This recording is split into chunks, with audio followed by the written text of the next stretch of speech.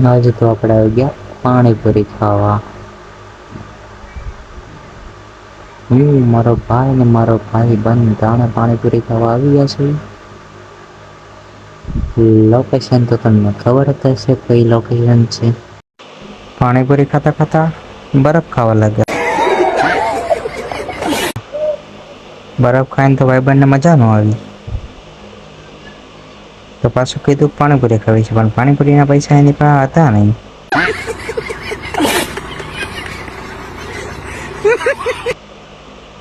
મેં કીધું બરફ ખાઈને મોજ કરો.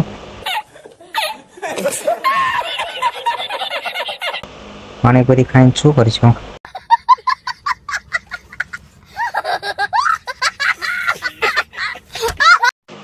આપણે ચડી ગયા વંડીએ.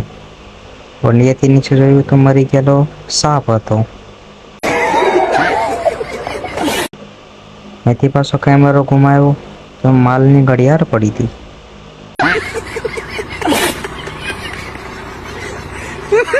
લાગે છે કોકને દગો મળી ગયો તો એના માલની ગિફ્ટ આપેલી ઘડિયાળ તોડી નાખી. મને લાગ્યું લઈ લો, પણ તૂટી ગયેલી હતી તો ન લેવાય ને.